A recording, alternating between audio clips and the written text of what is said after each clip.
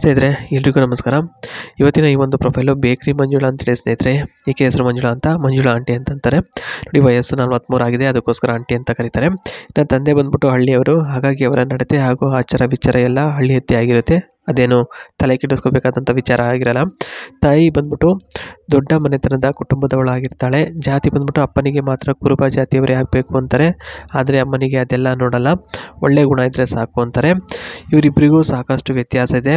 ವಿಚಾರದಲ್ಲಾಗಲಿ, ಆಚಾರ ವಿಚಾರದಲ್ಲಾಗಲಿ, ಮಾತು ನಡವಳಿಕೆಯಲ್ಲಾಗಲಿ ಸಾಕಷ್ಟು ವ್ಯತ್ಯಾಸ ಇದೆ ಅಂತ ಇಲ್ಲಿ ತಿಳಿಸಲಾಗಿದೆ. ನೆಕ್ಸ್ಟ್ ಬಂದ್ಬಿಟ್ಟು ವಿದ್ಯಾಭ್ಯಾಸ ಏನಪ್ಪ ಆಗಿದೆ ಅಂತಂದರೆ ಇಂಜಿನಿಯರ್ ಇಲ್ಲ ಬಿಸ್ನೆಸ್ ಮ್ಯಾನ್ ಅಂತವರೇ ಆಗಬೇಕಂತೆ ಅಂತಾರೆ. ಅದೇ ಮನೇಲಿ ತಂದೆ ಬಂದ್ಬಿಟ್ಟು ಇಂಜಿನಿಯರು ಇಲ್ಲ ಬಿಸ್ನೆಸ್ ಮ್ಯಾನ್ಗೆ ಕೊಟ್ಟು ಮದುವೆ ಮಾಡಬೇಕು ಅಂತ ಇಲ್ಲಿ ಹೇಳಿರ್ತಕ್ಕಂಥದ್ದು ಸ್ನೇಹಿತರೆ. ಓಕೆನಾ. ನೆಕ್ಸ್ಟ್ ಬಂದ್ಬಿಟ್ಟು ವರ ಕುರುಬರೇ ಆಗಬೇಕಾ ಅಂತ ಇಲ್ಲಿ ಕೇಳಿರ್ತಕ್ಕಂಥದ್ದು ಸ್ನೇಹಿತರೆ. ನೋಡಿ, ಅಪ್ಪನಿಗೆ ಮುಂಚೆಯಿಂದನೂ ಹಳ್ಳಿ ವಾತಾವರಣ ಅಂದರೆ ತುಂಬ ಇಷ್ಟ. ಅವರು ಹಳ್ಳಿಯಲ್ಲಿ ದೊಡ್ಡ ಮನೆ ಮಾಡಿಕೊಂಡು ಇದ್ದಾರೆ. ನಾನು ಅಮ್ಮ ಬೆಂಗಳೂರಿನಲ್ಲಿ ಇದ್ದೇವೆ. ಸಿಟಿ ಲೈಫ್ ಅಂದರೆ ತುಂಬ ಇಷ್ಟ. ಆ ಒಂದು ಕಾರಣಕ್ಕೋಸ್ಕರ ಸಿಟಿಗೆ ಬಂದಿದ್ದೀವಿ. ಇಲ್ಲಿ ಒಂದು ಮನೆ ಇದು ಅಪಾರ್ಟ್ಮೆಂಟನ್ನು ತಗೊಂಡು ಇದ್ದೀವಿ ಅಂತ ಹೇಳಿದ್ದಾರೆ. ಇನ್ನು ಬೇರೆ ಜಾತಿಯವರಾದರೂ ಕೂಡ ಮೊದಲೇ ಸ್ಥಾನಮಾನದಲ್ಲಿ ಇದ್ದರೆ ಖಂಡಿತವಾಗಿಯೂ ಒಪ್ಪಿಕೊಳ್ಳುತ್ತೇವೆ, ಆದರೆ ಅಪ್ಪನಿಗೆ ಇದು ಇಷ್ಟ ಅಂತ ಹೇಳಿದ್ದಾರೆ. ಆದರೂ ಎಲ್ಲಾದರೂ ದೇವಸ್ಥಾನದಲ್ಲಿ ಬೇಕಾದರೆ ಮದುವೆ ಆಗ್ತೀನಿ, ಆದರೆ ಬಿಸ್ನೆಸ್ ಮ್ಯಾನ್ ಆಗಿರಬೇಕು, ಇಲ್ಲಾಂದರೆ ಆಸ್ತಿ ಮಾಡಿರಬೇಕು.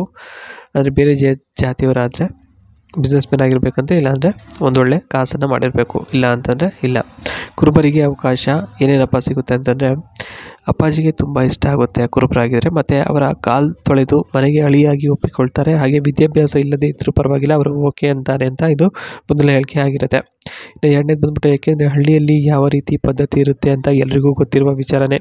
ಅದೇ ಕಾರಣಕ್ಕೋಸ್ಕರ ಅಪ್ಪಾಜಿ ಅವರ ಜೊತೆ ಸೇರಿಕೊಂಡು ಅದೇ ರೀತಿ ಆಗ್ಬಿಟ್ಟಿದ್ದಾರೆ ಅಷ್ಟೇ, ಬೇರೆ ಏನು ತಲೆ ಕೆಡಿಸ್ಕೋಬೇಕಾದಂಥ ವಿಚಾರ ಇಲ್ಲ.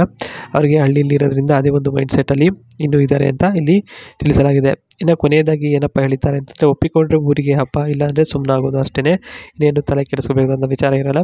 ಓಕೆ, ನೋಡಿದ್ರಲ್ಲ, ಲೈಕನ್ನು ಕೊಡಿ.